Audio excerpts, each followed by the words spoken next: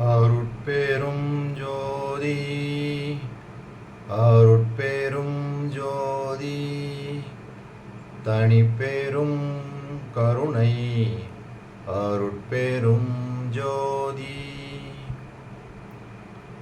எல்லாம் செயல்கூடும் என் ஆணை அம்பலத்தே எல்லாம் வல்லான் தனையே ஏத்து. ஓம் ஸ்ரீ ராமலிங்காபயம். ஓம் ஸ்ரீ ராமலிங்காபயம். ஓம் ஸ்ரீ ராமலிங்காபயம். எல்லோருக்கும் வணக்கம். இது எனது யூடியூப் சேனலான எல்லாம் செயல்கூடும் வள்ளலார். நான் வள்ளலார் முத்து பேசுகிறேன். இன்றைய பதிவில் நாம் பிள்ளை சிறு விண்ணப்பம் என்ற தலைப்பின் கீழ் வரும் 22, 23 மற்றும் 24வது பாடலுக்கான விளக்கத்தை பார்க்க இருக்கின்றோம். இத்துடன் இந்த பிள்ளை சிறு விண்ணப்பம் நிறைவடைகிறது. அடுத்து நாம் பிள்ளை பெரு விண்ணப்பம் பார்க்கலாம். இப்பொழுது இந்த 22வது பாடலை இப்போ படிக்கிறேன். கருணையே வடிவாய் பிறர்களுக்கு அடுத்த கடுந்துயர் அச்சமாதிகளை தருண நின் அருளால் தவிர்த்தவர்க்கு இன்பம் தரவும், வன் புலை கொலை இரண்டும் ஒருவிய நெறியில் உலகெல்லாம் நடக்க உங்கற்றவும், அம்பலம் தனிலே மருவிய புகழை வலுத்தவும், நின்னை வாழ்த்தவும் இச்சைகான் எந்தாய். இதுக்கு விளக்கம்: எந்தை பெருமானே, கருணையே உருவமாக கொண்டு பிற உயிர்களுக்கு உண்டாகும் மிகுதியான துன்பங்கள் மற்றும் அச்சம் முதலியவைகளை தக்கபோது உதவும் நின்னுடைய திருவருளின் துணையை கொண்டு நீக்கி அவர்களுக்கு இன்பம் செய்யவும், கொல்லாத புலால் உண்டல் உயிர்களை கொல்லல் ஆகிய இரண்டையும் போக்கக்கூடிய நன்னெறியில் உலகனைத்தையும் பின்பற்றி நடக்கச் செய்யவும், சிற்சபையில் விளங்கும் நினது திருப்புகழை எடுத்து ஓதவும், நின்னை வாழ்த்துவதும் எனக்கு இச்சை, இது நீ அறிந்ததே அப்படின்னு சொல்லி அருமையாக அந்த பாடலை பதிவு பண்ணியிருக்கிறாங்க. இதுக்கு நம்ம விளக்கம் பார்க்குறதுக்கு 23வது பாடலே இதுக்கு விளக்கமாக இருக்குது. அதாவது இவர் சொல்லக்கூடிய அந்த கருணையே வடிவமாக, அந்த கருணையே உருவமாக இருந்து பிற உயிர்களுக்கு உண்டாகும் அந்த மிகுதியான துன்பங்களை மற்றும் அவர்களுக்கு உண்டாகக்கூடிய அந்த அச்சங்களை எல்லாம் போக்கக்கூடியவனாக நினது திருவருளை பெற்று அவற்றையெல்லாம் நீக்கக்கூடிய அந்த வல்லமையை எனக்கு கொடுக்கணும், அவர்கள் பெறும் அந்த இன்பத்தை பார்த்து நான் இன்பம் அடையணும் அப்படின்னு வள்ளல் பெருமான் இந்த விண்ணப்பமாக வைக்கிறாங்க. இதுக்கு அவர் அடுத்த பாடல்லையும் எப்படி பதிவு பண்ணுறாங்க பாருங்கள். 23வது பாடல்: மண்ணுலகத்திலே உயிர்கள் தாம் வருந்தும் வருத்தத்தை ஒரு சிறிதெனினும் கண்ணுறப் பார்த்தும் செவியுறக் கேட்டும் கணமும் நான் சகித்திட மாட்டேன். என்னுறும் எனக்கே நின் அருள் வளத்தால் இசைத்த போதெல்லாம் நன்னும் அவ்வருத்தம் தவிர்க்கும் நல்வரம்தான் நல்குதல் எனக்கு இச்சை எந்தாய். நான் எதுவுமே இதுக்கு சொல்ல வேண்டியதில்லை, தெளிவாகவே அவர் பதிவு பண்ணிட்டாங்க. பிற உயிர்கள் பரக்கூடிய துன்பங்களை பார்க்கும் போதும் கேட்கும் போதும் ஒரு கணம் கூட என்னால் சகிக்க முடியல. அவர்கள் படக்கூடிய அந்த துன்பங்களை எல்லாம் நீக்கக்கூடிய அந்த வல்லமையை நினது திருவருள் வளர்த்தால் எனக்கு கொடு, அதுதான் எனக்கு இச்சை அப்படின்னு இந்த பாடலை பதிவு பண்ணியிருக்காங்க. சரி, இப்போ இது இந்த வரிகளுக்கான விளக்கமாக இருக்குது. அடுத்து என்ன சொல்கிறாங்க? வன் புலை கொலை இரண்டும் ஒருவிய நெறியில் உலகெல்லாம் நடக்க. அதாவது ஒரு நெறி இருக்கணும், அந்த நெறி புலை கொலை, அதாவது உயிர்களை கொலை செய்வது, அந்த கொலை செய்த உயிர்களை புசிப்பது, அதையெல்லாம் ஏற்றுக்கொள்ளாத ஒரு நெறி வேணும். அந்த நெறியில் உலகில் உள்ள அனைவரையும் அதில் அடைவித்து அதை பின்பற்றி வருமாறு செய்யணும் அப்படின்றது அவருக்கு இச்சையாக இருக்குன்றாங்க. இதுக்கு பார்த்தீங்கன்னா அகவல்ல அருமையாக பதிவு பண்ணியிருக்கிறாங்க. என்ன சொல்கிறாங்க பாருங்கள்: பொய் நெறி அனைத்தினும் புகுத்தாது என்னை செந்நெறி செலுத்திய சிற்சபை சிவமே. அழிந்து விடக்கூடிய பொய்யான உலக நெறி எதனிலும் என்னை செல்ல ஒட்டாது அருள் அடையக்கூடிய செம்மையான அருள் நெறியில் செலுத்திய சிற்சபையில் வாழ்கின்ற சிவமே அப்படின்னு சொல்லி அவர் சொல்லக்கூடிய இந்த சுத்த சன்மார்க்க நெறி ஒரு செம்மையான நெறி அப்படின்னு சொல்கிறாங்க. சொன்னவங்க அடுத்த வரியிலே சொல்கிறாங்க: கொல்லா நெறியே குருவருள் நெறி என பல்கால் எனக்கு பகர்ந்த மெய்சிவமே.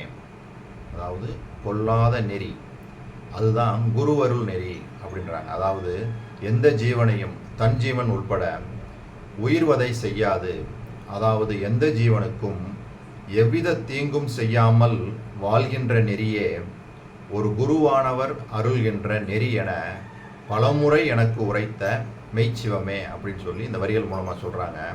இதே தான் திருவள்ளுவர் திருக்குறளில் கொல்லான் புலாலை மறுத்தானை கைகூப்பி எல்லா உயிர்களும் தொழும் அப்படின்னு சொல்லி சொல்கிறாங்க. அப்போ அவர் என்ன சொல்கிறாரு குறளில், அதுக்கு விளக்கம் என்னன்னா, உயிர்களை கொல்லாமல் புலால் உண்ணாமல் இருப்பவனை உலகில் உள்ள அனைவரும் கைகூப்பி தொழுவர் அப்படின்னு சொல்லி சொல்கிறாங்க. அப்போ திருக்குறளில் இருந்து அவர் எடுத்த அந்த விஷயம் எப்படி அருமையாக சொல்கிறாங்க பாருங்கள், இங்கேயும் பொருந்தி வருது. அப்போ அவர் சொல்லக்கூடிய அந்த சுத்த சன்மார்க்க நெறி வந்து ஒரு கொல்லா நெறி, அதுதான் ஒரு செம்மையான நெறி, அதுதான் திருவருள் நெறி, அதான் குருவருள் நெறி அப்படின்னு சொல்லி அருமையாக இந்த பாடல்கள் மூலமாக பதிவு பண்ணியிருக்காங்க. இன்னும் கூட உரைநடை பகுதியில் சுத்த சன்மார்க்கத்திற்கான முக்கிய தடைகள் என்ன அப்படின்னு சொல்லும்போது அந்த தலைப்புலேயே அவர் என்ன சொல்கிறாங்கன்னா, சுத்த சன்மார்க்கத்திற்கு முக்கிய தடைகளாகிய சமயம் மதம் முதலிய மார்க்கங்களை முற்றும் பற்றற கைவிட்டவர்களும் காமம் குரோதம் முதலியவைகள் நேரிட்ட காலத்தில் ஞான அறிவினால் தடுத்து கொள்பவரும் கொலை புலை தவிர்த்தவர்களும் ஆகிய இவர்கள்தான் சுத்த சன்மார்க்கத்திற்கு உரியவர்கள் ஆவார்கள். தெளிவாக சொல்கிறாங்க பாருங்கள். நம்ம சுத்த சன்மார்க்கத்தில் இருக்கிறோம் அப்படின்னோம்னா இந்த கொலை புலை தவிர்த்தவர்களாகத்தான் இருக்க முடியும், அவங்க தான் இதில் இருக்கலாம் அப்படின்னு சொல்லி தெளிவாக சொல்கிறாங்க. இதுவும் உங்களுக்கு நான் பல முறை படித்தது தான், இதையும் நம்ம எப்பயுமே மனசில் உள்வாங்கிக் கொள்ளணும் அப்படின்றதுக்கு நான் இன்னொரு முறை படிச்சிருக்கிறேன். மேலும் இந்த மாதிரி இருக்கவங்க தான் மரணம் பிணி மூப்பு பயம் துன்பம் இவை முதலியவைகளை தவிர்த்து கொள்வார்கள். அதாவது செயற்கையாகிய குணங்களை நன்முயற்சியால் தடுத்து கொள்பவர்களுக்கு கேவலாதிகார மரணம் நீங்கும். அப்போ நம்ம சுத்த சன்மார்க்கத்தில் பயணித்தோம்னா இதனுடைய முடிந்த முடிவு என்னென்னா, மரணம் பிணி பயம் துன்பம் மூப்பு இந்த மாதிரி விஷயங்கள் எதுவுமே இதில் இருக்காது. அதை போதிக்கக்கூடிய நெறி தான் இது. அதனால தான் இது செம்மையான நெறி, குருவருள் நெறி, திருவருள் நெறி அப்படின்னு சொல்கிறதுக்கெல்லாம் காரணம் இதுதான். ஏன்னா இந்த நெறி ஒப்பற்ற இந்த உயர்ந்த நெறி அப்படின்றத இங்கேயும் தெளிவுபட சொல்கிறாங்க. இதில் முக்கியமாக சொல்கிறது கொலை புலை தவிர்த்தவர்கள், இவர்களே வந்து சுத்த சன்மார்க்கத்திற்கு உரியவர்கள் அப்படின்னு சொல்லி தெளிவாக சொல்லியிருக்கிறாங்க வள்ளல் பெருமான். சரி, இப்போ இப்படி சொன்னவங்க அடுத்து வந்து என்ன சொல்கிறாங்க, மருவிய புகழை அம்பலம் தனிலே மருவிய புகழை வலுத்தவும் நின்னை வாழ்த்தவும் இச்சைகான் எந்தாய். அதாவது உனது புகழை வந்து புகழ்ந்து பேசி உன்னை பாடி புகழணும், அதுதான் எனக்கு இச்சை அப்படின்றாங்க. இதுக்கும் வந்து வள்ளல் பெருமான் எப்படி புகழ்ந்து பாடுறாங்க அப்படின்னு பாருங்கள். இந்த பாடல் பாருங்கள். இது மாதிரி நம்மளும் வந்து இறைவனை வந்து புகழ்ந்து பாடி வாயார வாழ்த்தி அந்த சொல்ல அந்த பாடி பணிந்து வாயார வாழ்த்தி பாடி பணிய நம்மளுக்கு வந்து அந்த அருள் வந்து கிடைக்க ஆரம்பிச்சிடும் அப்படின்றது இந்த பாடல்கள் மூலமாக தெரியுது. இந்த பாடல் பாருங்கள். அருட்ஜோதி தெய்வம் என்னை ஆண்டு கொண்ட தெய்வம், அம்பலத்தே ஆடுகின்ற ஆனந்த தெய்வம், பொருட்சாரும் மறைகளெல்லாம் போற்றுகின்ற தெய்வம், போதாந்த தெய்வம் உயர் நாதாந்த தெய்வம், இருட்பாடு நீக்கி ஒளி ஈந்தருளும் தெய்வம், எண்ணிய நான் எண்ணியவாறு எனக்கு அருளும் தெய்வம், தெருட்பாடல் உவந்து எனையும் சிவமாக்கும் தெய்வம், சிற்சபையில் விளங்குகின்ற தெய்வம் அதே தெய்வம், தாயாகி தந்தையுமாய் தாங்குகின்ற தெய்வம், தன்னை நிகர் இல்லாத தனித்தலைமை தெய்வம், வாயார வாழ்த்துகின்றோர் மனத்தமர்ந்த தெய்வம், மலரடி என் சென்னிமிசை வைத்த பெருந்தெய்வம், காயாது கனியாக கலந்து இனிக்கும் தெய்வம், கருணை நிதி தெய்வம், முற்றும் காட்டுவிக்கும் தெய்வம், சேயாக எனை வளர்க்கும் தெய்வம், மகாதெய்வம், சிற்சபையில் ஆடுகின்ற தெய்வம் அதே தெய்வம். இது பாருங்கள், இதில் எல்லாமே இறைவனுடைய புகழ் எல்லாத்தையும் சொல்லிட்டாங்க. அவர் சொல்லக்கூடிய அந்த அருட்பெரும் ஜோதி தெய்வம் எப்படிப்பட்ட தெய்வம் அப்படின்னு சொல்லி வாயார வாழ்த்துகின்றோர் மனத்தமர்ந்த தெய்வம்னு சொல்லிட்டாங்க. ஸோ இப்படி தான் நம்ம வந்து அந்த இறைவனை வந்து பாடி புகழ்ந்து பக்தி செய்யணும் அப்படின்றது தெளிவாகுது. நிறைவாக 24வது பாடல், இதை பாடி இந்த விளக்கம் பார்த்து நிறைவு செய்யலாம் அந்த வீடியோவை. புடமிட்ட, அதாவது இந்த புடமிட்ட தங்கத்தை மன்னிக்கணும், இதான் இந்த பாடல் 24 பாடல். இவையல்லால் பிறிதோர் விடயத்தில் இச்சை எனக்கில்லை, இவையெல்லாம் என்னுள் சிவையோடும் அமர்ந்த பெரும் தயாநிதி நின் திருவுளத்து அறிந்தது தானே. தவமிலேன் எனினும் இச்சையின்படி நீ தருதலே வேண்டும், இவ் இச்சை நவையிலா இச்சை என அறிவிக்க அறிந்தனன் நமீன்றனன் எந்தாய் அப்படின்னு தான் இந்த 24வது பாடலை பாடியிருக்கிறாங்க. இதுக்கு விளக்கம், எந்தை பெருமானே இதுவரை கூறிய விஷயங்கள் அன்றி, அதாவது இதுவரைக்கும் இந்த பிள்ளை சிறு விண்ணப்பத்தில் 24 பாடல்களையும் என்ன சொல்லியிருக்காங்க அப்படின்னா, எல்லா உயிர்களும் இன்புற்று வாழ வேண்டும், அவைகள் படும் துன்பங்களை மற்றும் அச்சங்களை முதலியவைகளை நீக்கி உனது அருள் வல்லபத்தால் நீக்கி அவைகள் இன்பமடைய செய்ய வேண்டும். மேலும் உன்னை என்றும் மறவாத நிலை வேண்டும், உனது புகழை வாயார வாழ்த்தி புகழ வேண்டும் மற்றும் அதை மற்றவர்களுக்கு எடுத்தோதி அவர்களையும் இதில் பயணிக்குமாறு செய்ய வேண்டும். இவைகள் அன்றி எனக்கு வேறு எந்த விஷயங்களிலும் இச்சை இல்லை. இதைத்தான் இந்த பிள்ளை சிறு விண்ணப்பத்தில் தெளிவாக சொல்லிட்டு வராங்க. சரி, அதாவது எனக்கு இருக்கக்கூடிய இந்த நிலைப்பாடு பெருந்தயவுடைய பெருமானே நீ அறிந்ததே. நான் இப்படியெல்லாம் இருக்கிறது என்னுடைய நிலைப்பாடு, எனது மனம் இது மாதிரி தான் இருக்கின்றது நீ முழுதும் அறிந்தவன்.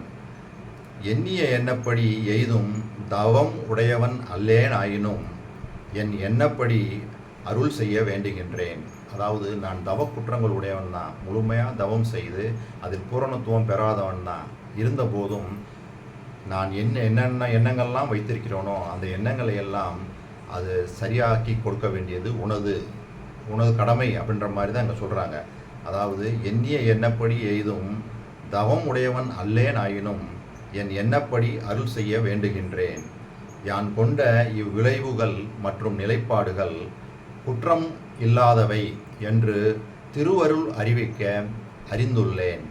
ஆதலால் அவற்றை எடுத்துரைக்கின்றேன், ஏற்று அருள் செய்வாயாக அப்படின்னு சொல்லி அருமையாக இந்த பிள்ளை சிறு விண்ணப்பத்தை நிறைவு செய்திருக்கிறாங்க. நான் சொன்ன இந்த விஷயங்கள் எல்லாம் உங்களுக்கு புரிஞ்சிருக்கும்னு நினைக்கிறேன். இதுவரை பொறுமை காத்து எனது வீடியோவை பார்த்த உங்களுக்கு கோடான கோடி நமஸ்காரங்களும் நன்றிகளும். மீண்டும் நாளைய பதிவில் நாம் பிள்ளை பெருவிண்ணப்பம் என்ற தலைப்பின் கீழ் வரும் 133 பாடல்களுக்கான விளக்கத்தை ஒன்றாக பார்க்க இருக்கின்றோம். நாளைய பதிவில் முதல் 3 பாடல்களுக்கான விளக்கத்தை பார்ப்போம். அருட்பெரும் ஜோதி அருட்பெரும் ஜோதி தனிப்பெரும் கருணை அருட்பெரும் ஜோதி.